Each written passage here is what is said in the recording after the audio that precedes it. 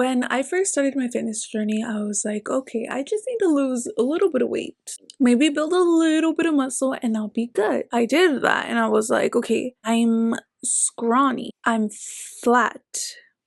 This is not it. Let me go on a bulk. Coming out of my bulk, I was like, okay, booty. And then I was like, wait, what is that? Oh, it's my gut. No, let me go on a cut.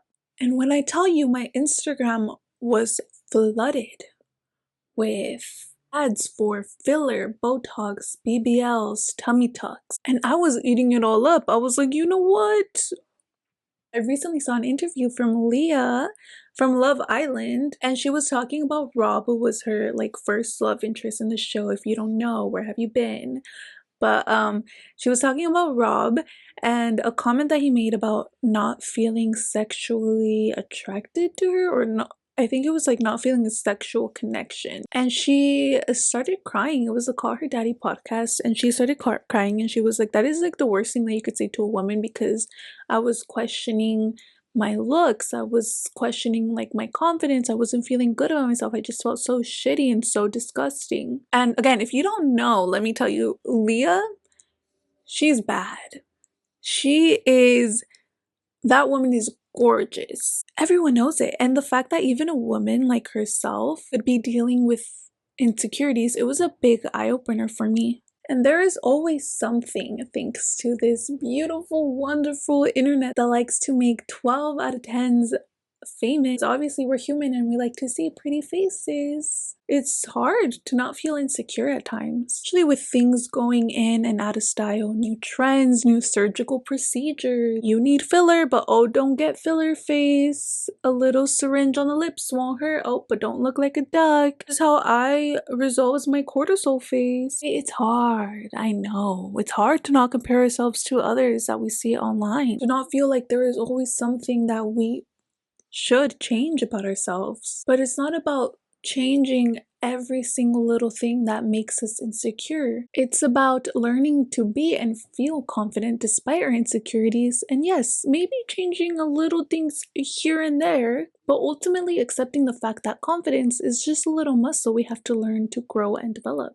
Because it's possible to love yourself and feel confident while still feeling like there are things that you would change about yourself. Those two things are not mutually exclusive, and they can coexist together in one person. But self-love and confidence is about loving all parts of you, all versions of you, just because they are simply you. Find yourself to show the same grace that you give to others to yourself. If your mom gains 10 pounds, you're not going to stop loving her. If your kitten grows into an adult, isn't as playful, is a little heavier, you're not going to throw her to the side. So take care of yourself even when you do not feel your best. Take yourself out on dates, move your body, drink your water. You know how to take care of yourself. Limit the bed rotting and do the things that actually make you feel good, simply because you deserve to feel fucking great about yourself. And by consistently showing yourself these acts of service, you will learn to love yourself. That is the very first step to mastering confidence.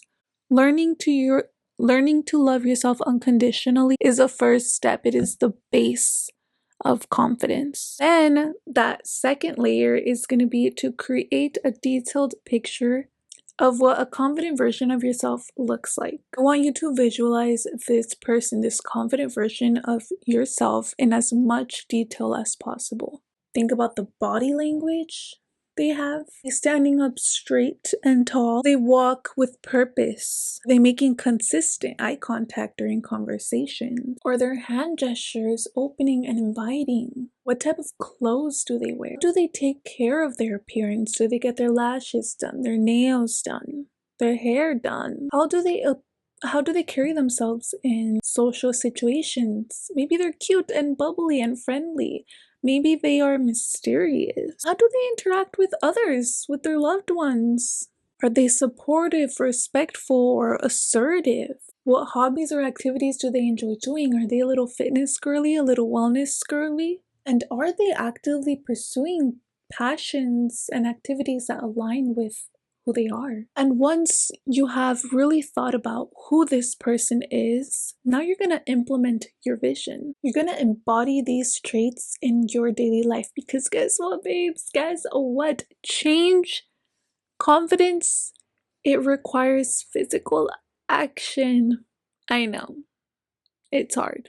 It's uncomfortable even. And you're not going to be creating a whole new persona. You are simply going to be reintroducing patterns and traits that you already have within you, slightly molding them. So set intentions. Identify specific actions you could take every day to reflect this confident version of yourself. This could be as simple as fixing your posture, wearing better outfits, doing your hair every time you go out. When you're talking to someone, if that confident version of you is always making eye contact, well, when you are talking to someone, you're going to remind yourself to make consistent eye contact.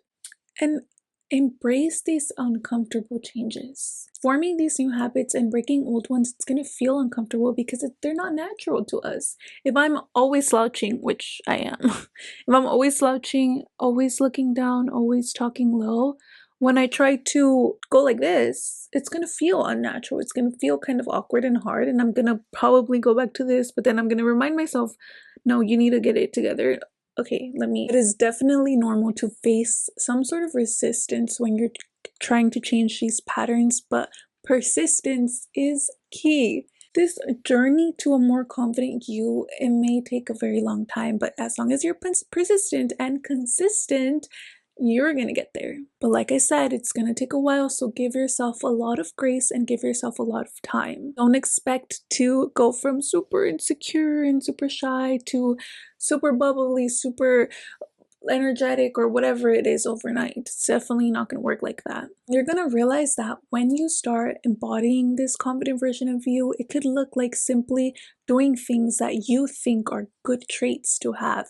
For me, it's limiting my screen time, or working towards a better future for myself, or recording this podcast. These are all things that I think are very important or very cool. And when I started doing them, I naturally felt more confident, even though they didn't have a direct correlation to like my physical appearance. And the science behind this is because you are keeping promises to yourself.